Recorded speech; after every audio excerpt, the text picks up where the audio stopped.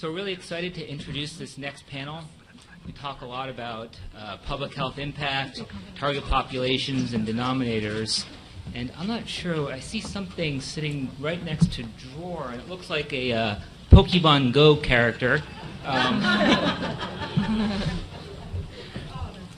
You know, I wonder if anybody from NIDA or NIAAA is here to help with my screen addiction. And I have to wonder how wonderful that would be if providers were so addicted to their training that they were just running into things and stepping off platforms. You know, or when we're thinking about reach of intervention, do we really need to think about that when we have 9 zeros after who uses our platform? And I think that's billion, right, for Facebook? And finally, we tend to make upward comparisons when we have new interventions that we're thinking about testing. But sometimes when you think about the other way, downward comparison of who's getting nothing at all. And so that's really important as well as we think about how innovative and what kind of risk we're willing to take to do something that's pretty exciting. So with that, really excited about our technology panel, and I will introduce Dr. Adam Haim, who is our moderator. Adam, take it away.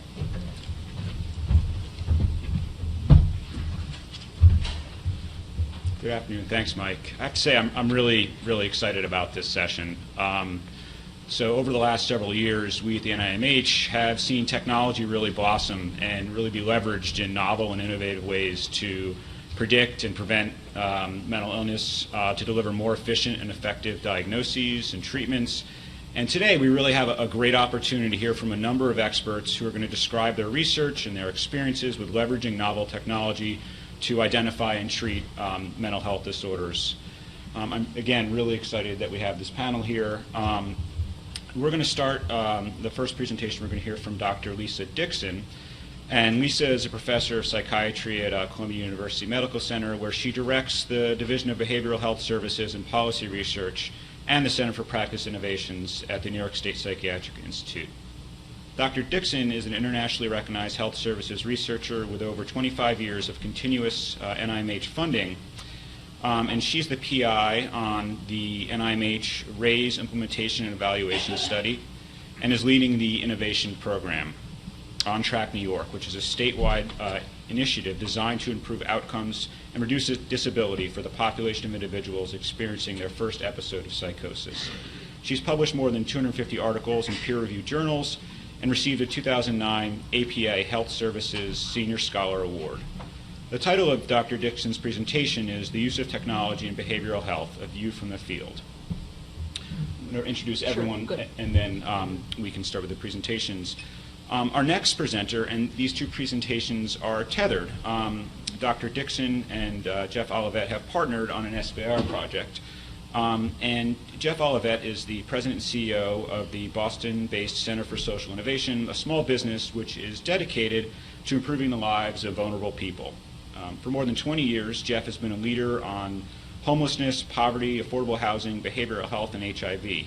More recently, he's focused his efforts in mental health. He's been the PI on multiple NIMH-funded small business innovation research studies, including a motivational interviewing simulator, an online learning platform for dissemination of CTI, a role-playing video game for young adults who have experienced the first episode of psychosis, and the title of Jeff's talk is Tough Challenges, Elegant Solutions, Harnessing Design and Technology to Improve Care for Marginalized People. Following Jeff's presentation, we have a presentation from Dr. Jennifer Guadagno, who is currently working at Facebook. She's been there for around 4 years. And prior to that, she had completed her Ph.D. in psychology from Duke University, where she studied the effect of mindfulness and acceptance-based interventions on well-being. She now leads research for the Compassion team at Facebook, which seeks to encourage more supportive and compassionate interactions online. She conducts surveys and qualitative interviews to understand both the meaningful and difficult experiences that people have online. In her work, she works closely with psychologists, researchers, and mental health experts to apply evidence-based practices to enrich and support individuals' experiences, particularly during difficult life moments. Her team's suicide prevention work was recently featured in the New York Times, and the title of her presentation is Facebook, Providing Support During Difficult Life Experiences. Our last presentation is going to be conducted by Danielle Schlosser, and she is an assistant professor of psychiatry and director of the Digital Health Court UCSF. The goal of her research program is to design and develop and investigate neuroscience-informed digital health interventions to improve the lives of people with schizophrenia and depression. Dr. Schlosser has a broad background in clinical psychology with specific training in cognitive neuroscience, focusing on the early detection and intervention of psychosis and digital health research. The focus of her research is on targeting domains that transcend diagnostic labels, such as motivational states and enhancing outcomes such as quality of life. More recently, with NIMH funding, her research is focused on developing novel therapeutics, which is called PRIME, and the design of this project is to target the motivational system and enhance the drive to improve one's quality of life and health outcomes. The lab is currently testing the feasibility and efficacy of this intervention in 2 ongoing clinical trials, and they recently completed a pilot trial in depression. The title of her presentation is Eliminating the Barriers to Mental Health Services by Embracing a Digital System of Care. So our plan is to hear from our 4 presenters and hold questions till the end. And we look forward to hearing your questions and hearing the presentations. Dr. Dixon? Thanks.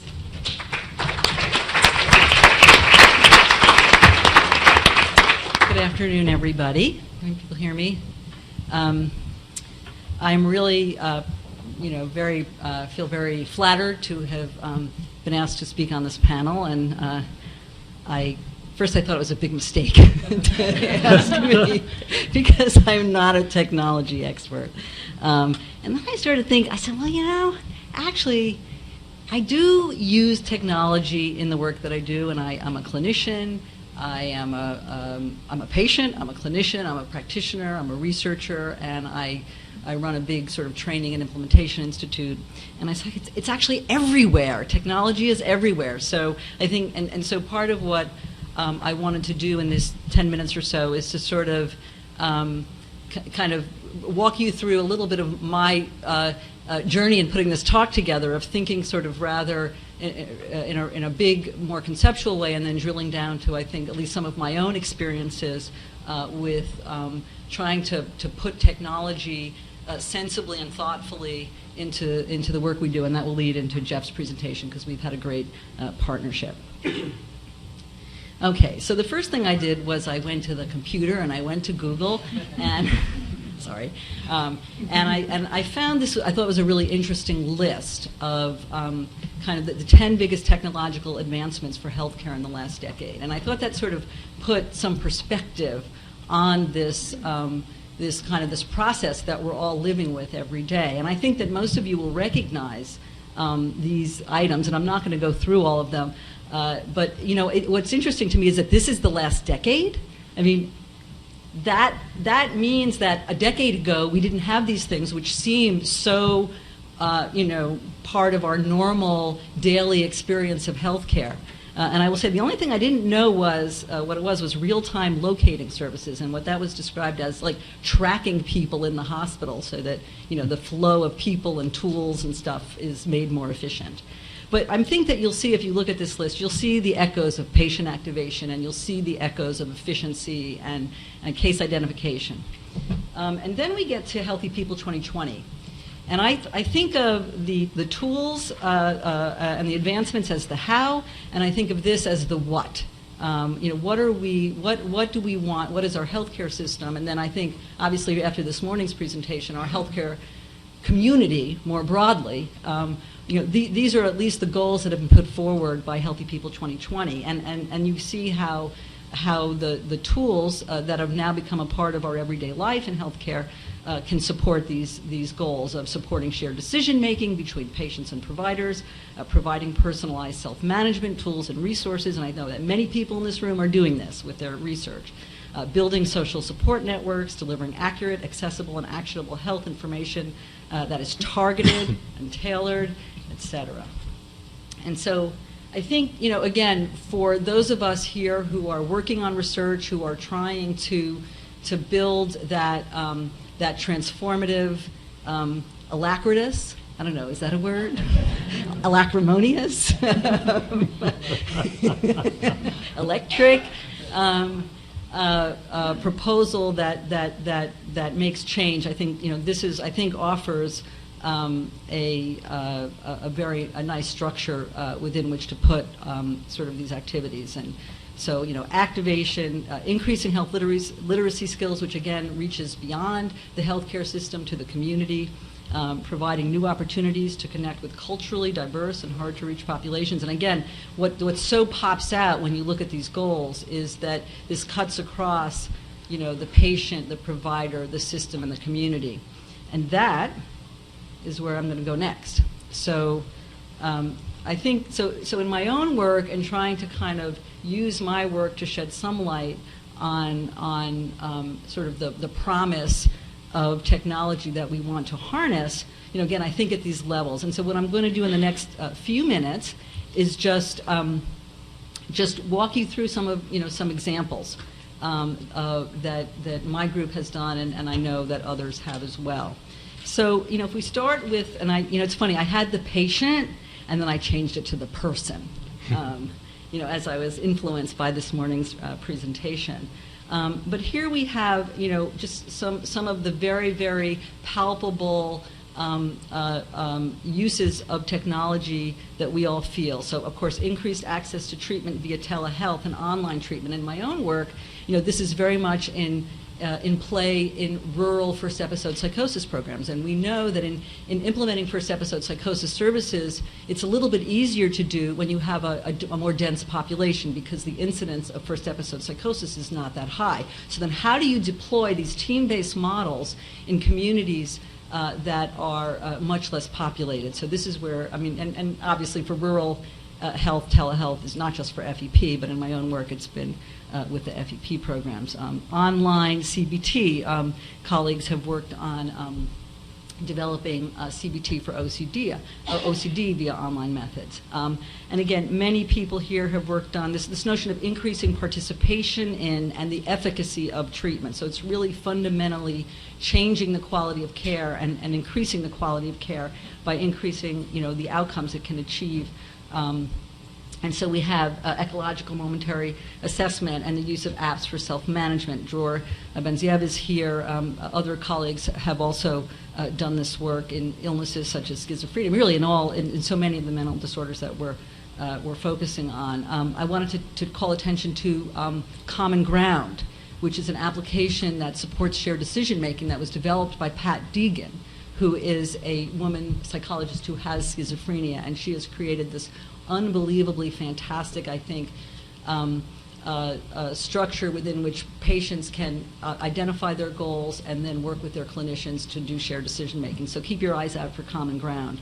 And again, data support website that has been developed by Armando Rotondi, which again sort of pulls in each of these strategies of communicating with patients, passive information exchange, prompting and messaging to, again, improve the quality of care. And then Jeff will talk about an effort that we undertook as a part of On Track New York, our first episode psychosis program, of increasing essentially the relevance and the salience and the engagement of the intervention by gamification.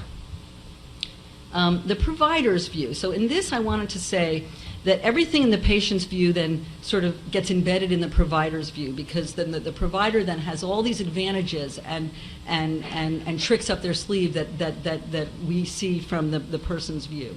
And in my work at the Center for Practice Innovations in New York, we do a lot of training, online, synchronous and asynchronous training of the workforce using technology. And Jeff will also talk a little bit about that, but motivational interviewing, critical time intervention, assertive community treatment, all of these programs, particularly team-based programs, I think, can benefit from the use of technology. And right now, I don't know how any training, I know everybody loves in-person training, and I'm not against in-person training, but it needs to be enhanced, that it's not one or the other. I think hybrid methods, and I think we need to do more research actually on these different strategies. And then finally, a more recent project that I think, again, stimulated by an NIMH effort to jumpstart efforts to measure fidelity in psychosocial intervention. So here's again where apps and technological strategies can actually bring the patient's voice or the person's voice and actually the provider's voice very rapidly into the fidelity assessment process. Then moving up the chain here, the agency system view, again, everything from the patient and provider's view is sort of game here. And then here again, it's really the ability to train the workforce not as individual workers, but as teams and as programs. And through all of that, we can increase standardization and consistency.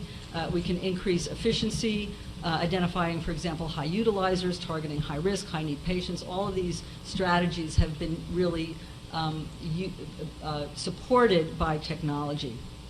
And I think for us in New York, for On Track New York, in pulling together all of these tools, it's doing training that is online, that we can measure, that we know who's doing what, we know how it's working, and then integrating that with data from patients, from clinicians in terms of outcomes and costs. We can sort of leverage all of these things together and understand what we need to do to produce the outcomes we want.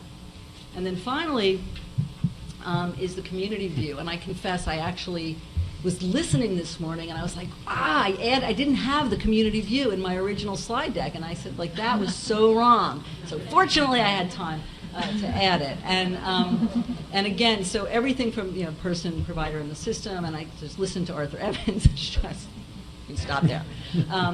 But I wanted to highlight something that we're doing with New York City, developing a virtual learning center for community-based organizations. And again, sort of taking this message out, taking the tools, taking the strategies, taking knowledge, and bringing it out of the healthcare system and into the community. And that's a project that I'll be looking forward to. So I'm going to conclude just by underlining some lessons on the ground. And so, again, I started in the sky and I ended up on the ground, which is where I like to live, frankly. Partnership is critical in use of technology, from having the technical know-how to then the knowing what to put in, and again, getting advocates and people with lived experience, as well as then the delivery system to roll it out.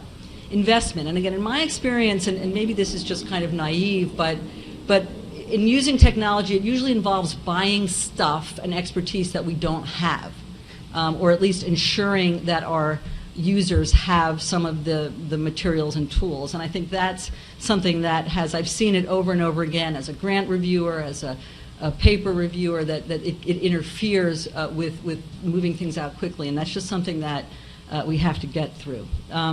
Evaluation, again, just because something is cool and it looks good, it doesn't mean it works. And I've seen my share of these great interventions that actually don't work.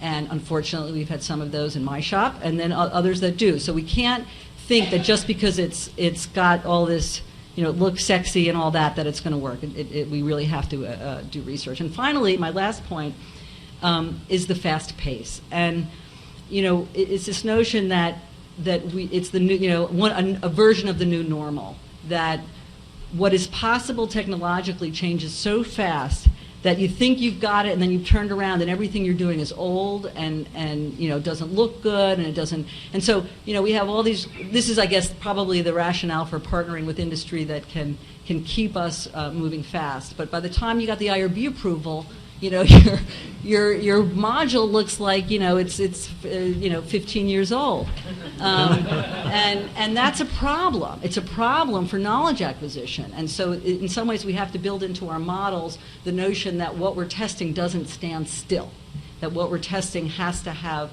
the capacity to grow and morph, and then we have to figure out how to measure that so that the research is sound. Anyway, I'm going to turn it over to Jeff, who I will have pictures and not just words. I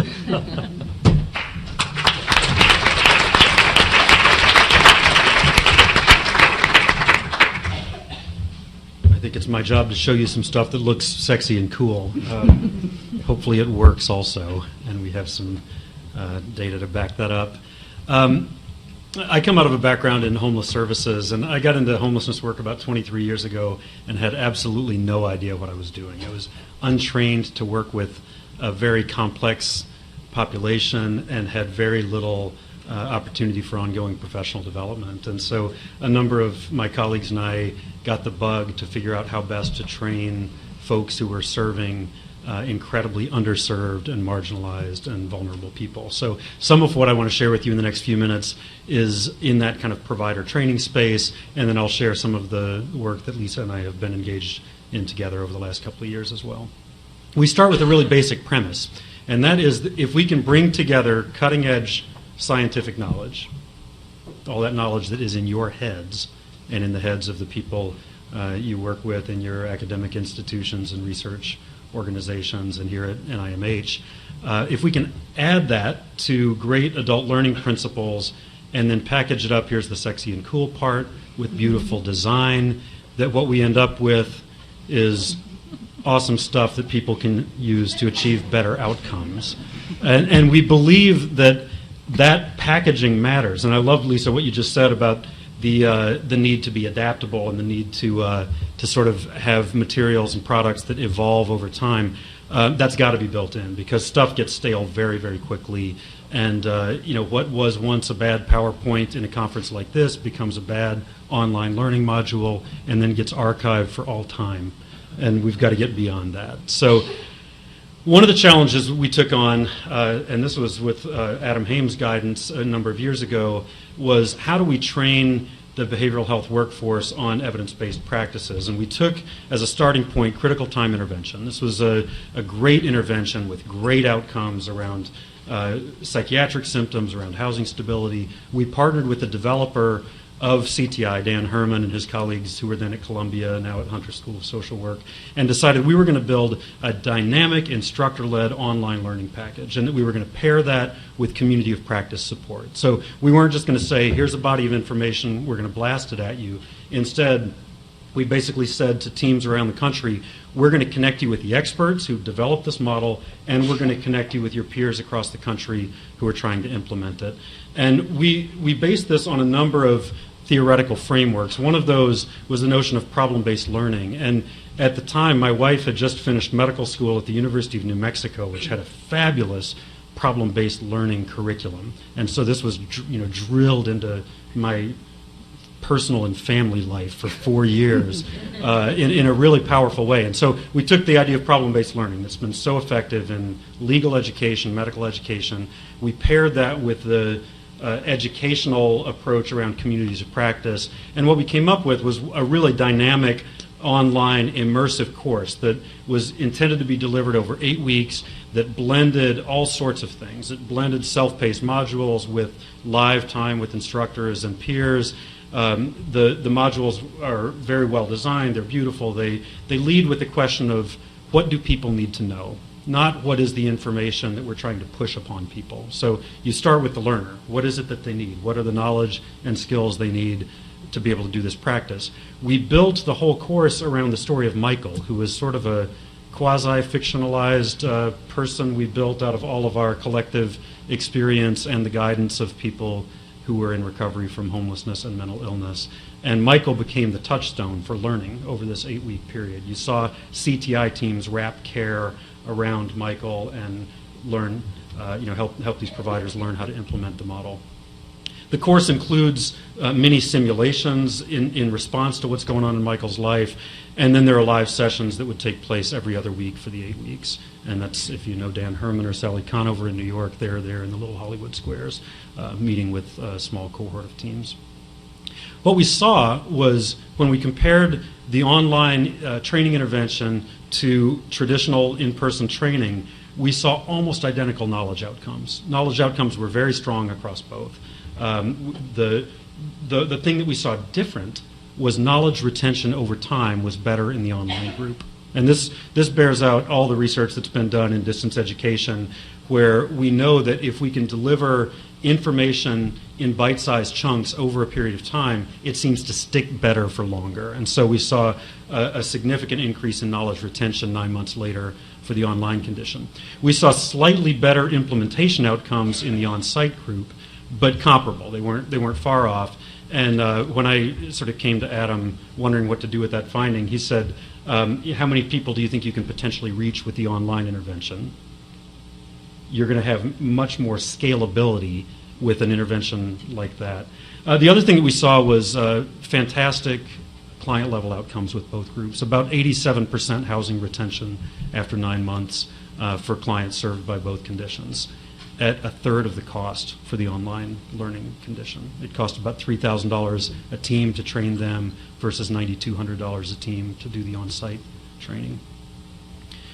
Another problem that we took on then was, how do you support knowledge and skills retention over time? We do all this great training. It happens in medical education and in counseling education and in trainings that we do. You come together for a couple of days at a conference, you learn all this great stuff, you go back home and do things more or less like you were doing them the week before. And we know that knowledge decays over time following training, whether it's in person or online. That's been very well documented in the motivational interviewing literature, where there's great training that happens, people learn a lot, and then fidelity to the model and knowledge retention and skill retention decays. So we took motivational interviewing and said, what could we do to support ongoing learning long after the trainers are done, whether it's in person or online? And here we stole from things like Universal Design for Learning, or UDL, that was developed at the Harvard Grad School of Ed. We stole from the literature that some of our motivational interviewing colleagues had done around simulation. And in part with support from NIMH and in part just kind of on our own, we built a suite of motivational interviewing products. And I'm just going to show you these. I've got the sound turned off. I hope the sound is turned off so I can talk over them. But we created a basic sort of hour-long introductory course to motivational interviewing, and that lives online. People can take that in their jammies at 10 o'clock at night, whenever. We also decided that that would suit itself pretty well to an iBook or an e-book delivery mechanism, so we repurposed a lot of that content and created an e-book that could deliver a lot of that same kind of basic training in motivational interviewing. The thinking here is, if you've got a trainer who, and maybe you all have felt like this person if you're teaching, you pull the string on their back and the same words come out. If you're doing that, cut it out. Capture that stuff on video, capture it in text, capture it in multimedia, and use the immense skills of our trainers, of our faculty, to do the stuff that only they can do, to go deep, to go contextual, to go individualized. So the way we did that was to develop instructor-led courses, and that's a colleague of mine, Ken Craybill, and I teaching a motivational interviewing course. This is like the CTI one I showed you a little while ago. And then with SBIR funding from NIMH, we developed a prototype motivational interviewing simulation game, which you see there in the bottom right hand of the screen. We're now in phase 2 of that study, trying to see what's going to work. But we got very promising outcomes in phase 1. In phase 1, we basically had people playing against the machine or against each other via the machine. Now we've got I'm interested to hear, Jennifer, the Facebook perspective on this. We sort of stole some ideas about Facebook walls, about how we really connect people to each other in an ongoing learning process for the phase 2. But the idea here was give people multiple ways of accessing the information over a long period of time with reason to kind of keep coming back.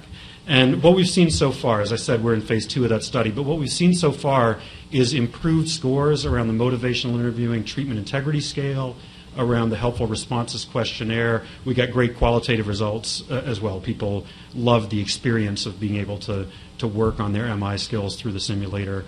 And those mighty scores in particular indicate better fidelity to motivational interviewing over time. We'll know more about that when the phase 2 results start coming in about a year from now. We also know that through this process of connecting people with all these different learning opportunities, that people are engaged in an ongoing learning process with one another, within their agencies, with peers around the country. Now, the first episode psychosis research has moved very rapidly over the last few years, as many of you know. I think through the leadership of Bob Heinsohn and Susan Azrin and others here at NIMH, through the field work of Lisa Dixon and John Kane and many others, there's been an extraordinary explosion of understanding about what works in the area of first episode psychosis care or coordinated specialty care for first episode psychosis. Now the dilemma is, how do you speed along the dissemination and uptake of those best practices that have emerged? And so what we've done, and I say what we have done, meaning what we are about to do over the next 2.5 years or so. This project was just funded about 30 days ago, I believe, Susan. Does that sound right? We're in partnership with Lisa, with Mary Brunette at Dartmouth, are launching into a process by which we're going to pair a lot of what I've shown you so far, the dynamic online curriculum that people can access on their own, instructor-led courses, implementation, coaching, and support. And then in phase 2, we'll begin looking at how kind of hybrid versions of that, paired with face-to-face training and consultation, can really work to disseminate coordinated specialty care. So here we've drawn on various theoretical backdrops. One of those certainly is the findings of the RAISE studies that have emerged over the last few years. And then we've tried to put together approaches like universal design for learning, which I can talk more about in the Q&A if you'd like, along with what we know about peer-to-peer learning and ongoing coaching for implementation to really see how you can make this stuff stick. Our concern, obviously, is that when you start implementing things outside of the kind of laboratory research context, even with very community-based research, that it gets watered down, that it ends up being a game of telephone from one provider to another, from one state team to another, and you end up with models that are very far from where they originally started. I love the novelist Milan Kundera, who's a Czech novelist. Wrote in Czech for a long time, now he writes in French. He, for a long time, started trying to chase down all of the bad translations of his work. And he writes about this. He's got a little book called The Art of the Novel, and he writes about this. And he finds a guy who speaks Portuguese and no Czech, who had translated one of Unbearable Lightness of Being into Portuguese. And he said, they're speaking in French together, he said, "How did you translate it if you don't speak Czech?" And the guy said, "With all my heart." And Kundera went nuts. He started just trying to track down all those things, and finally he gave up and started writing in French, so at least there'd be sort of one degree of separation. But the question for us as we really look at scaling up what's working around coordinated specialty care is, how do you prevent that from happening? How do you prevent the decay of quality and the decay of kind of best practices and best knowledge? So I don't have anything to show you yet on this, so I'm going to show you the Secretary of Housing and Urban Development instead. I show you this because this curriculum is one that our organization built in partnership with HUD. We do a lot of national training and technical assistance with HUD, and this curriculum in particular I think is a model for how we're going to do the CSC on-demand work. So the page you're looking at right now is kind of the landing page for the entire curriculum. It's the coming back to point. It organizes everything. Each of the modules is color-coded, so you kind of are subtly oriented to where you are, but they're all interwoven behind the scenes. So you can find multiple pathways through the material. This is not a linear process where you take Module 1, then do your quiz, Module 2, do another quiz. It's intended to be a resource that you can go back to for just-in-time learning, for refreshing your thinking about something, and that it can also be added to over time. So this architecture and even the back-end code is what we're planning to use for the new first episode psychosis curriculum work. As you can see with this, we're using a lot of video. We sent film crews out into the field, into public housing authorities in this case, to really contextualize the learning process. We, again, start with the question of what do learners need and not what is the information we're trying to shove down their throats. And so the information is it's layered. There's a lot of sort of click and reveal like you're looking at right now. So you'll see kind of headlines and then you can sort of zoom in and zoom out. Never is a slide more than one layer deep. So you can always very easily come back to that kind of landing page. And in large part, this technology and even the design and the delivery of it is intended to be flexible and adaptable over time. So the idea is, can we create a house in which the growing and evolving body of knowledge around coordinated specialty care can find a home and can find ways of adapting over time? So I think I share this with you just sort of as an example of what CSC on demand is going to look like. And the results, we have no idea. We're launching into phase 1 right now. We'll have preliminary data about a year from now on how this approach holds up with 3 sites, and then we'll scale that up to 30 sites in phase 2. This should coincide with the uptake of coordinated specialty care in states and communities around the country over the next couple of years. I've got one more thing I want to show you before we turn it over to Facebook to just eclipse this whole thing, I'm afraid, because you guys are incredible. We also partnered with Lisa and her team at On Track New York to think about how we could improve engagement for young adults who had experienced first episode psychosis. And we decided that an online role-playing game would be a cool thing to try. This is not coming out of nowhere. Again, we're drawing on the RAISE findings and knowing that engagement in care certainly improves outcomes, and the earlier you can do that, the better. We also drew on a lot of game theory and just the explosion of online role-playing games. And Mike, I don't know if we can make it quite as addictive as Pokemon Go, but we're doing our best. We just finished phase 1 of this study, and I just wanted to show you just a little bit of the game. The idea here is that people could go into this sort of fictionalized world that's a bit playful, that's about school and work and connection with family and connection with community, and not just about your symptoms and your medication management and all of the more kind of clinical supports we provide people. Those are certainly important. They're part of the game as well. But it's really about how you think about recovery in the broader context of your life. And so people can go in and kind of customize their character. They can choose skin color and hair color. We learned from our youth advisors that shoes were quite important. So we spent a lot of time with our artists working on shoe choices.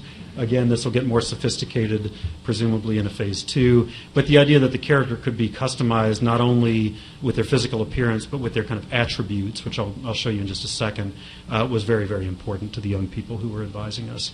So what happens here is that the character lands in an apartment with unpacked boxes in the middle of a city. And the idea is that they go out and explore that. And they go out and explore areas that represent different facets of their life. So there's a gym where you can go and take care of your physical well-being. There's a workplace. There's a therapist's office. Here you see the character roaming around the apartment, exploring for the first time. You can take a shower. You can go to bed. These things recharge the energy bar at the bottom of your screen there. You can gain currency, those little coins at the bottom. You can gain on-track coin, which lets you buy stuff. We didn't have this in the phase 1 because we didn't have enough time or money, but we're going to have skateboards and backpacks and cool things that people can do to get around town. But the idea is that as people are doing this, they're experiencing a destigmatization of their mental illness. They're experiencing skill building and empowerment that helps them apply what they're doing in the game into real-life settings. And there you can see the town, the job, the therapist's office. There's the boss there. And you can kind of go through a workday, and symptoms intrude into the workday. Here, I think the video moves through it very quickly, but we see a situation where the character's hearing auditory hallucinations during the day, voices whispering to do things or not do things, and then the person can choose how to handle that, choose how to interact with coworkers, and that sort of thing, and then take refuge in home and in the park for walks and things like that. One very, very cool part of this experience that we had no idea how powerful this would be when we started developing it, but what we heard from the young people who are our advisors, they said, we want to hear the stories of other people in recovery. And so what we did in working with a lot of the clients in On Track New York was capture their stories on video and package those up so people could watch recovery stories kind of in action. And you can actually go to the movie theater in the little town and watch movies. And when we did all of the qualitative data collection in phase 1, that particular part of the game stood out to absolutely everybody who took it. We loved hearing other people's stories. We loved seeing the hope that's possible. Here's the movie theater with the curtain coming up. I thought that was a nice touch. But the power of stories in that was absolutely incredible. So here you're seeing a little bit of Jason's recovery story. And these are like 5-minute videos that can also then be repurposed in other training programs, in standalone videos on YouTube and things like that. So that kind of the power of storytelling is essential to this. And what we saw in phase 1, I know that's going to be a little small on the screen, but what we saw is at least a small effect size on 4 out of the 5 measures that we applied. So we saw improvements in people's perception of recovery. We saw hope scores go up on the Heart Hope Index. We saw just a lot of sort of positive movement of that needle. And for a phase 1 prototype that was pretty simplistic and pretty rudimentary, we were very heartened by that, as well as all of the qualitative data where people had high satisfaction rates, loved playing this game, wanted to see more. So that's what I have to share with you. I appreciate you giving me the time to show you a little bit of our work, and I would just leave you with the question of how can we continue to partner between academia and the sort of creative types, like I think you can see we have in our shop, and certainly the compassion team at Facebook. What a fabulous name that is. It makes me want to call our whole organization the compassion team. But how can we continue to work together? How can we continue to drive a faster process of dissemination and implementation of what's working? Thank you.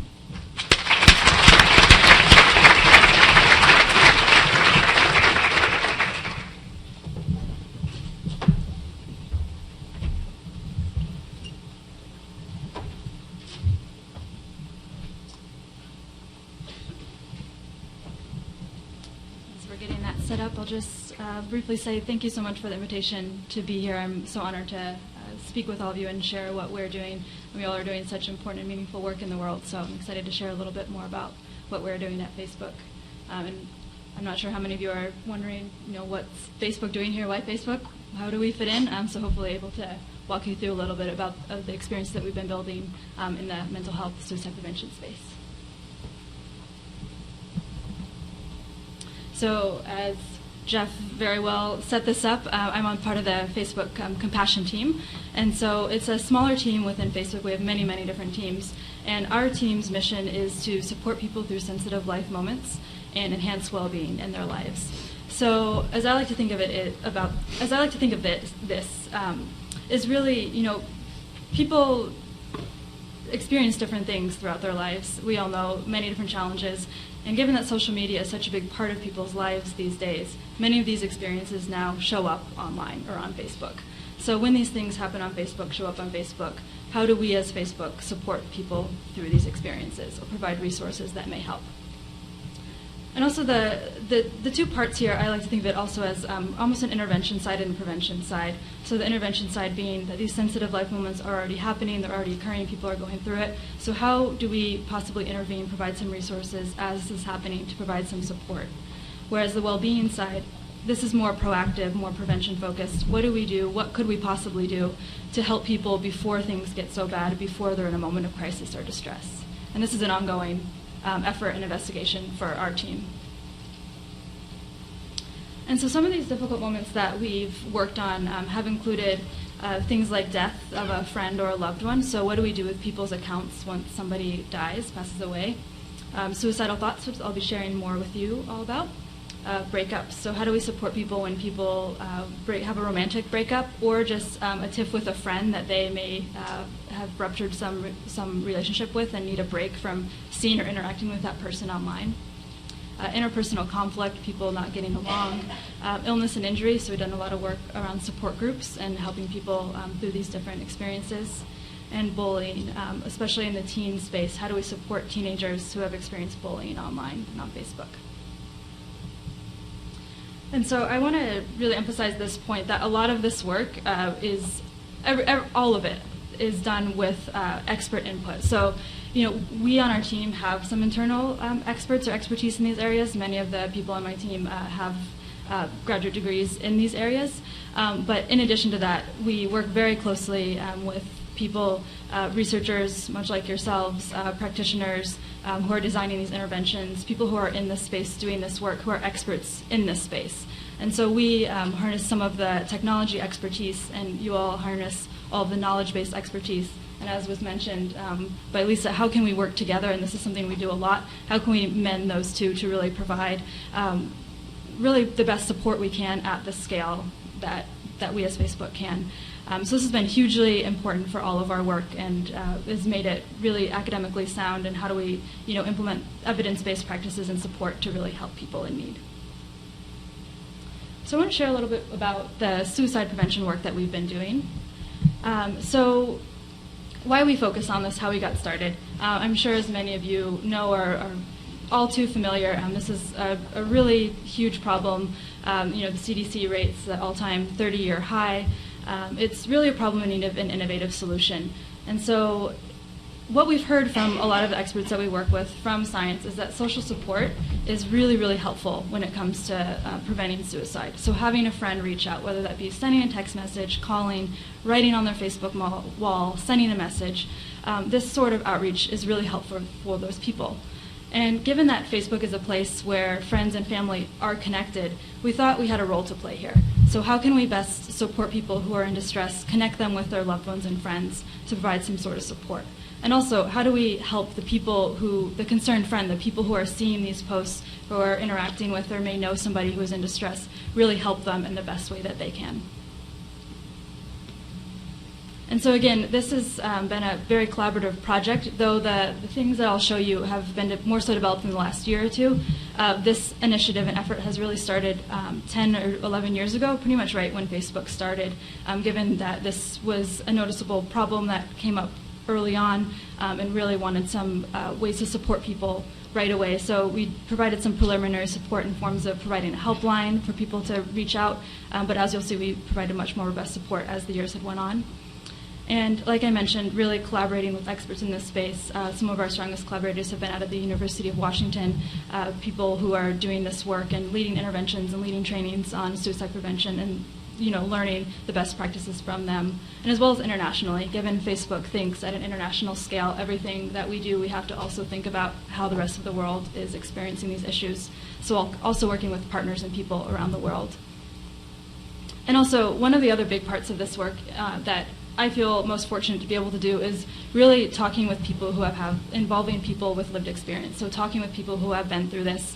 And these people that we've talked with have been really instrumental at every step of the way. So from the start of, we want to do more for suicide prevention, what should we be doing? So going to them, what are you going through? How are you experiencing this? How are you experiencing this online? What do you think would be most helpful? So just getting, big sky ideas and just learning what's most helpful. So then turning that in with our designers or engineers on what we could build, taking that, building something, taking that back to the people with lived experience, and then running that by, what do you think of this language? What do you think of this design? What do you think of this interaction? And really getting some great feedback along the way that really helps us iterate and really make sure the products and experiences that we're building are truly meeting and matching people's needs. So the suicide prevention support experiences that I will talk about now have two main parts. So the first is a support for a concerned friend. So this is really where it all starts. So a person who is seeing a post, so I'm not sure how many of you all are on Facebook or have seen, hopefully not many of you have seen a post like this, but this is an example post of something that may be concerning or somebody expressing some suicidal ideation. And so if you're on your newsfeed, a person sees this, they can click this little upside down arrow there, and get a few options. So sorry, this is a little bit small, but I can walk you through it. So this is something that we've recently provided more options here, more robust support for the person, this concerned friend, the person who wants to help somebody in need.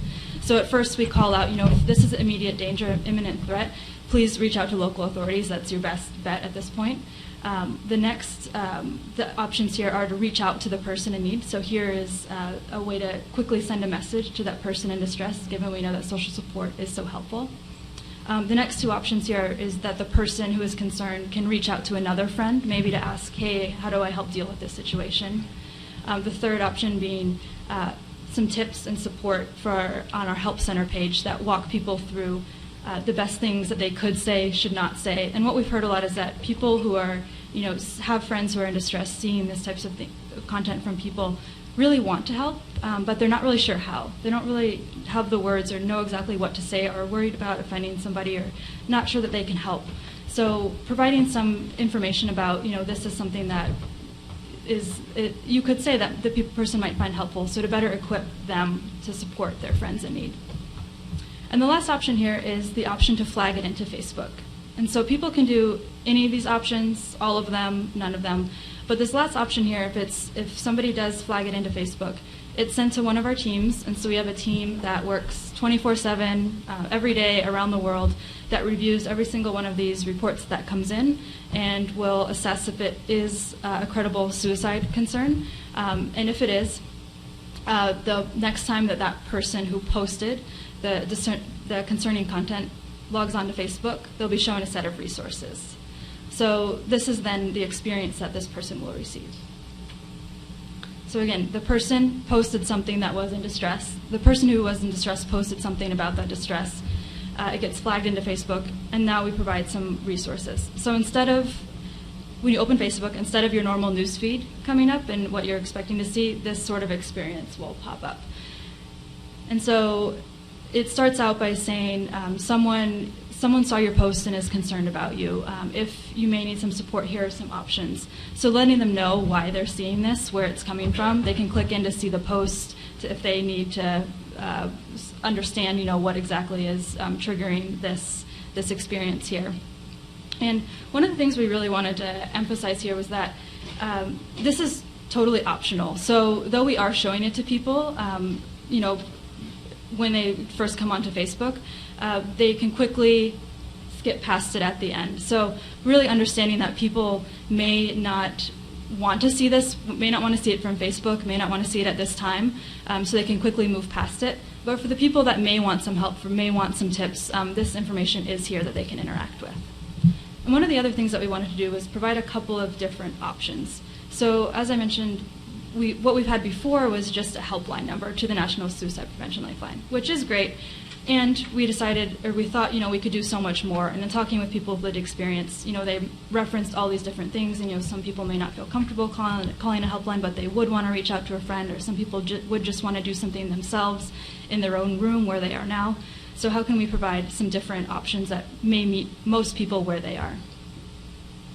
So I can just quickly walk you through some of these options and what is included behind each of them. So if you're going to contact a friend, you get this option here to select a friend. And so and this is, again, where the expert input and talking with people with experience was so very helpful, because in a normal experience where we'd have somebody pick a friend, we would normally just show people their closest friends, like assume, hey, we think these are people you may want to interact with and talk to. But talking with people, we realized that sometimes these closest friends are the people that could be involved in the distress that the person is experiencing. So we didn't want to inadvertently cause any more harm or when we're trying to support somebody through this experience. So really wanted to take a more neutral approach and just have an alphabetical list that people could pick from. Once they've selected a friend, they can go in and write a message to that person. And so this is, again, inspired by people with lived experience, and that often we heard they wanted to reach out, but in that time of distress, just didn't have the words, just didn't know exactly what to say to this friend, to somebody to get help, to express where they were coming from. So we worked with many different people to craft a message that could at least start this conversation. And this could be sent as is, it could be completely erased, it could be edited, it could be added to, but at least people have a baseline of something they can start with to maybe reduce that first barrier or hurdle of reaching out for help. So the second option here is contacting a helpline. So here, pretty straightforward, we have options to call the National Suicide Prevention Lifeline, and also added the additional option to text, as we've heard a lot that some people may not feel comfortable talking on the phone, but may feel more comfortable typing and texting, so having both options readily available. And the last option here is the tips and support. And so we wanted to start here with a moment of pause, just a screen encouraging the person to take a breath. And they could run past this really, really quickly or spend quite a bit of time on it. We've seen both happen in the experiences. But you could take a moment to watch kind of the clouds go by, the steam come up. Or if you didn't like that, just click right through and get some more tips. And so these were created in partnership with many different organizations and people with lived experience on things that may help them kind of have a moment where they're just thinking about something else, even for one brief moment or second. So providing some options and things that they could do. And I have another screen here that's not listed, but it ends with some more options, including videos of people with lived experience who have been through this and what they've gone through. It's given we heard that was so powerful and moving for a lot of people to hear about people who have had that experience themselves, and also more links to resources and support that people could get. And so just to end that out, we just launched that globally. It's been out in the United States for the last year, but in the last month released it across the world. And we're really excited to see how people are using it, learn about it, iterate on it, see what we could be doing differently. And the real goal of that was, really just planting a seed of things that people could do to provide some support or get some help for themselves, not necessarily to treat them to make it all better. That's a much bigger, takes many more people and services to facilitate that. But really, this is one step that could provide some sort of hope or some actions in that direction. We'd feel good about it. So just to close out, some other topics that we think about, which I'm really curious, hopefully during the Q&A can get some of your feedback and thoughts on some of these things. But first is just awareness for us at Facebook. And so we build these products and experiences, and we want to make sure that they're reaching the people that are most in need of reaching them. And so how do we make sure that people that are in need are actually seeing these things? We do have great scale, but even still, we as Facebook have some trouble sometimes making sure the people who need it most are seeing it best. And with that, measurement and evaluation. So we do a lot of measurement and evaluation internally on the research team with all of the products and experiences that we build out for Facebook, and this is no exception. So we've done many qualitative investigations of this, more survey work around this. But really, it would be really interesting to know, how do we measure the real-world population impact of an experience like this? So really, are less people dying by suicide from this experience, or any other ripple effects that are important and meaningful evaluation criteria? And how do we make sure that these experiences, what can we change, what could we add to increase this real world impact? And prevention. So I mentioned this a little bit at the beginning, and this is a newer area for our team that we're just starting to think about. But really, these moments, this experience is for the person in distress, is for the person in crisis. How do we reach that person earlier on when they're depressed, when they're having, a couple stages up earlier in the funnel? And for many different experiences as well, not just suicide. It's something that, as I mentioned, we're currently thinking about, would love to hear input on and see what we could do and possibly do together. And the other thing that I think is really exciting is how we at Facebook can empower other people, much like yourselves, impact by leveraging the Facebook platform. So I think a really great example of this is Daphne Watkins at University of Michigan, and she has this project called the Young Black Men Project, where she uses Facebook support groups. So this is, these are groups that are already available on Facebook. Anyone can create a group, but she's chosen to leverage this by really doing an experimental intervention using these groups for young black men, talking about mental health, mental illness, and masculinity, and really providing education to people as an intervention using Facebook groups where you're able to access people where they are and have the scale available to you. So really curious how this sort of thing could be leveraged by many more people, and what we at Facebook can do to help support that, or even add some different products and services that may be able to help with those endeavors. So that is what I have today. I'm really looking forward to question and answer and hearing from all of you and being a part of all of this. Thank you.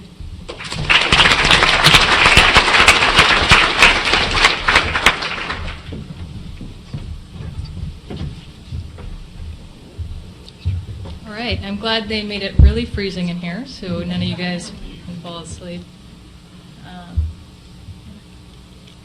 So I am not going to talk about one thing. I'm going to talk at a higher level about how technology can help us address so many of the challenges that we've been talking about this morning. Actually, when Susan and Mike talked to me about giving this presentation, they said, you'll be successful if people get mad at you because you've shaken them up. so don't throw anything at me. So the challenge we're contending with is so large. We have a problem where 1 in 5 adults in this country are struggling with mental illness. And although we take depression, a condition in which we've had decades of research and development on learning what works, it's risen from the 5th leading cause of disability in this country to the leading cause of disability. And then we have serious mental illnesses. I do a lot of work in early psychosis. It's also a huge driver of disability worldwide, even though the prevalence is only around 1%.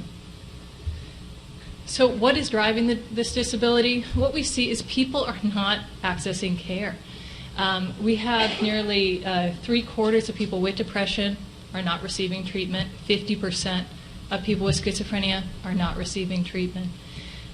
We also have a very serious problem that I know we're working diligently on, but that the duration of untreated psychosis, for instance, is 1 to 3 years in this country.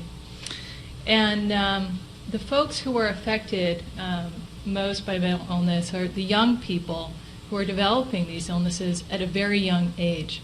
And so I would say this is a real critical period of development, and if we don't intervene during this early time, we see lifelong problems. And one of the challenges is we don't always have these signs that are very clear that something is wrong. Another challenge is how do people get introduced to care? So the most common introduction to care for serious mental illness is unfortunately emergency care or from the police. You know, I got a call the other day from a mom in Memphis, Tennessee, and her son is 22 years old. He was going to college, really great student. I have a quote here. And when he became psychotic, he was not willing to talk with anyone about his symptoms. He ended up getting in such a state that he ended up going into the street. He laid down. A car stopped, and he got confused. He got in the car, thought it was his ride. He ends up getting pulled over by the police, arrested, and that's how he learned he has psychosis. So a very traumatic experience. And the family was looking for another way that they could access care that wasn't associated with the healthcare system, actually. So they were interested in some of the work we're doing, which I'll tell you a little bit about. So what are some of our challenges? Well, we have a real serious problem with, it's good I memorize most of this talk because I can't see it, but we have a real challenge with limited access. So there are just straight up logistical challenges. People go to work, there are cost issues. Another issue is with providers. I loved hearing the work you guys are doing with training, because a recent IOM report came out looking at the state of psychotherapy in this country and found that, A, we don't have enough providers trained in evidence-based practices, and the ones who are trained, there are just too few of them. So, and then how do we sustain their knowledge? So I love that you guys are using technology to address that issue. And then stigma is enormous.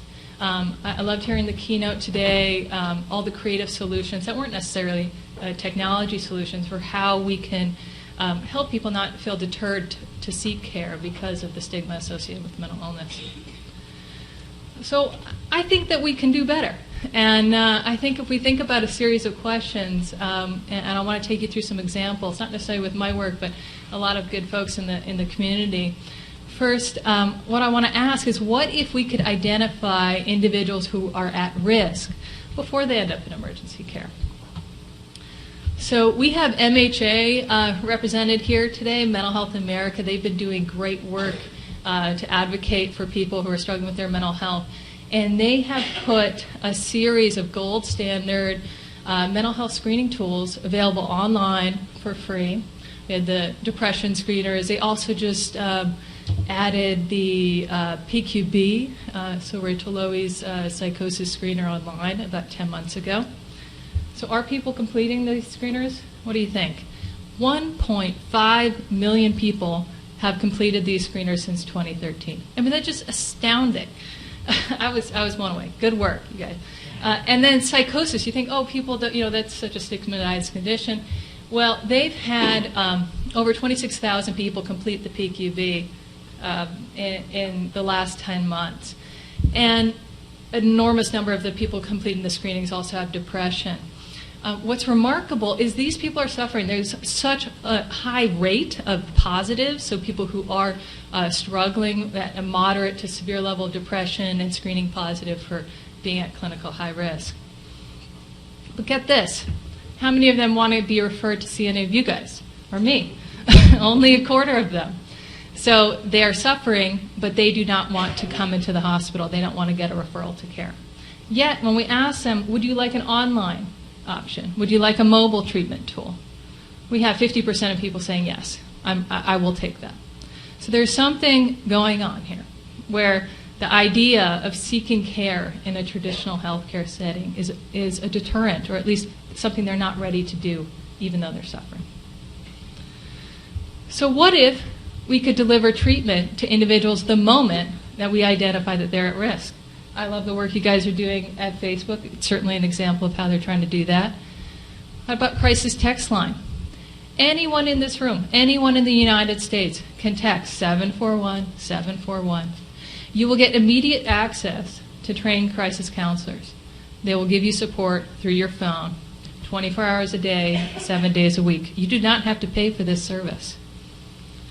And get this, they've received nearly 20 million messages since 2013. There's something very appealing and most of their users are young people, so they do get some demographic data on this population.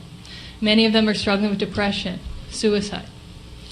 They report that each day they make a rescue. So what that means is they take somebody who's at imminent risk of hurting themselves and get them to a place where they're no longer at risk. This is remarkable. And this is just a quote from someone a client who's been working with us in our research study, where he was at risk of suicide. When he came into use our app called Prime, our mobile platform, his life was in shambles. He said he was ready to blow his head off. And he said, it's funny how just connecting with other coaches, other people on an app, it gave him hope. It made him feel like this was not the outcome he was going to have to contend with. So a question I've asked is, what if we did not require consumers to become patients in a healthcare setting to receive mental health services? This is some work we've done at UCSF in my lab. We asked, how might we design a new treatment experience for young people with psychosis? We did partner with a lot of folks. We worked with IDEO, the design and innovation firm, and we engaged stakeholders, young people with psychosis, treatment providers, research experts, to help us design a new experience that would make young people want to get some help from us. We've expanded the platform and been testing it in a number of NIH-funded trials. So what did we learn when we were doing the design research? We learned that individuals with schizophrenia strive to have a healthy relationship with this diagnosis, but they do not want to be constantly reminded of it. Who would? We do not want to be defined by our illnesses. People sometimes use the word schizophrenic, and I correct them, and they say, what's the problem? I said, well, you are not your illness. No one wants to be their illness. That is what we heard from the young folks. So when we were thinking about how can we design a treatment experience, we had to keep this in mind. Not an easy feat. So what did we decide? We needed to not lead with illness, and instead, what we wanted to do was inspire changes to improve quality of life through a tone of happiness. This is just a high-level view that we created a social media platform that was for young people with psychosis. They do use Facebook, they do use other commercially available platforms, but they really wanted a community that was safe. And for them, it was this interesting ambivalence where they didn't want to be defined by the illness, yet they wanted a community where they can be with others who are relatable. And so we really embrace those tenets of not leading with illness in every aspect of the treatment experience itself. So what happens when you provide a different treatment experience for young people with psychosis? We've just been testing this in some preliminary trials, so I don't know yet. But so far, what we're seeing is very high retention rates. 93% retention in our RCT, which is very high for this population. We also are seeing this remarkable finding where 2/3 are self-referred. This is just you just don't see that in early psychosis research. And one of the ways we're seeing that is we're doing online recruitment as well, where it's a remote clinical trial. And we are seeing gains in outcome. But what I want to say is the intangible outcomes are the things that make me feel really good. So we got a letter from a mom. Her daughter joined our trial.